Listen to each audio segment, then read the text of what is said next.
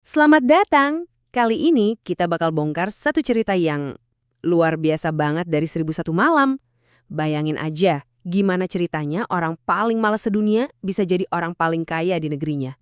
Oke, cerita kita ini dimulai dari seorang penguasa yang lagi pusing 7 keliling, Khalifah Harun ar-Rasyid.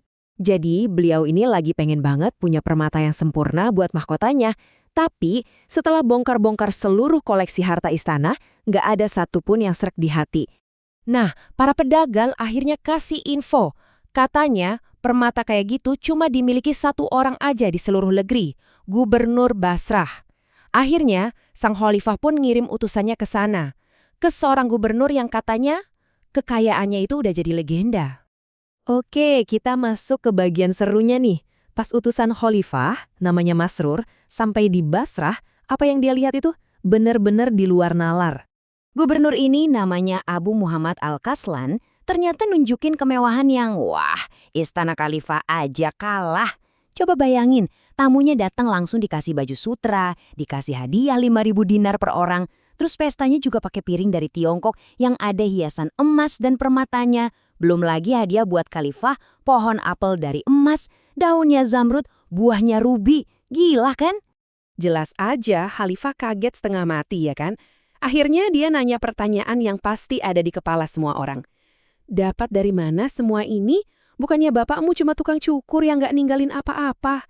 Nah, pertanyaan inilah yang jadi awal dari sebuah cerita yang, wah, luar biasa banget. Dan disinilah ceritanya jadi makin aneh sekaligus menarik. Abu Muhammad nggak langsung ngejawab dengan cerita kekuasaan atau bisnis. Nggak, dia justru mulai dengan sebuah pengakuan yang bikin semua orang melongo. Dia ngaku kalau dulu dia itu terkenal dengan julukan Abu Muhammad si pemalas. Dan ini bukan main-main loh. Dia itu saking malesnya, kalau lagi tidur terus kena sinar matahari, dia lebih milih ibunya yang geser tempat tidurnya ke tempat adem daripada dia bangun dan pindah sendiri. Kebayang gak sih malesnya?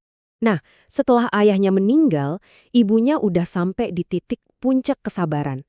Akhirnya ibunya ngasih dia ultimatum. Dia dikasih 5 koin perak, terus disuruh pilih. Nih, ambil 5 dirham ini, investasikan.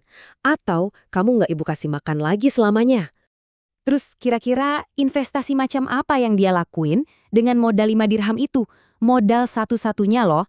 Nah, jawaban dari pertanyaan ini bakal mengubah segalanya. Jadi ceritanya, Syekh yang dititipin uang itu pulang, tapi bukan bawa sutra atau rempah-rempah. Dia malah bawa seekor monyet gundul yang kelihatannya kasihan banget. Aneh banget kan? Tapi jangan salah, monyet inilah kuncinya. Si monyet ini tiba-tiba nyelam ke laut dan balik bawa permata-permata mahal. Bahkan, dia juga yang nyelamatin rombongan si Syekh dari suku kanibal. Dari situ, para pedagang yang selamat ngasih hadiah segunung harta ke si monyet, yang semuanya dikasih ke Abu Muhammad. Nah, kejadian inilah yang akhirnya jadi titik balik. Tiba-tiba aja sifat malasnya itu hilang, lenyap seketika. Dia langsung mulai berbisnis, dan si monyet ajaib ini terus-terusan bantu dia. Bayangin, tiap hari dibawain sekantong isi 1.000 dinar emas. Tapi ceritanya belum selesai. Suatu hari, si monyet ini ngungkapin jati dirinya. Ternyata dia bukan monyet biasa. Dia adalah marit, sejenis jin yang, wah, dikenal punya kekuatan luar biasa dan super licik. Si marit ini bilang dia mau bantu Abu Muhammad cari istri. Kedengerannya bagus ya? Tapi bantuannya ini ternyata punya syarat yang super aneh dan jujur aja kedengeran agak jahat. Jadi, si Marit nyuruh Abu Muhammad ngelakuin sebuah ritual di malam pernikahannya.